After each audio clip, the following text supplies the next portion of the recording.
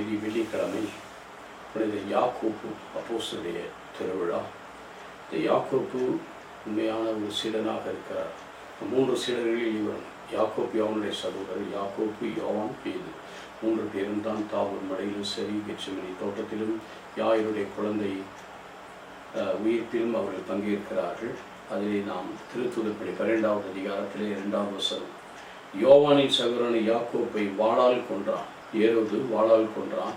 அது யூதருக்கு மகிழ்ச்சி அளித்ததை கண்டு அவன் தொடர்ந்து பேதுருவையும் கைது செய்தான். இது புலிப்பெற்ற அப்ப விழா நாட்களில் நடந்தது. வாளால் முதல் வேத சாட்சிகள் 44 AD கிறிஸ்து பிறந்ததுக்கு பின்னால் 44 வருஷம் முதல்ல வாளால் வெட்டியதுனால ரொம்ப சந்தோஷம் ஆயிடுச்சு. ஏன்னா ரொம்ப பவர்ஃபுல்லாக ஒரு முதல் வெளிப்படையான ஒரு போதகராக இருக்கிறார். ஆகவே அவரை வாளால் வெட்டி கொண்டிருக்கிற முதல் வேத சாட்சியாக மறிக்கிறார். இதனால் என்ன பேதுருவிக்கு ரொம்ப மகிழ்ச்சியாக யூதர்களுக்கு, அதனால் பேதுருவையும் கைது செய்கிறார். அதுக்கு பின்னால் தான் எல்லாம் நடக்கிறது. உண்மையிலேயே இந்த யாக்கோப்பு யோவானும் தான் 20வது அதிகாரத்தில் பார்க்கும் மத்திய செய்தியில் பார்க்கிறோம். இந்த மாதிரி ஒருத்தர் வலது பக்கம் இடது பக்கம் அமரும் பதவிக்கும் கேட்டான்.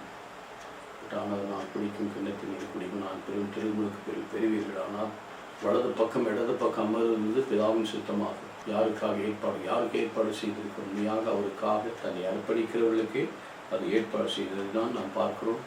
திருத்தூதர் படி 12:2 வாளால் கொல்லப்படும். முழுமையாக அர்ப்பணித்தபடியாய் ஆண்டவரிடத்திலே அவர் எடுத்துக் கொள்ளப்படுகிறார்.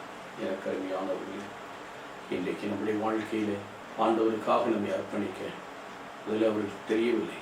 ஆண்டவருடைய சமூகத்தில் பதவியும் நிலைகளெல்லாம் அறியாமல் இருந்தார். ஆனால் தெரிந்த பிறகு ஆண்டவருக்காக தன்னுடைய ஜீவனையை கையெடுத்து வேத சாட்சியாக மறித்தார். இன்றைக்கு நாங்களும் எல்லாவற்றையும் இழந்து நமக்கு சாட்சியாக இருக்க ஒரு கருவியாய் பயன்படுத்தினார்.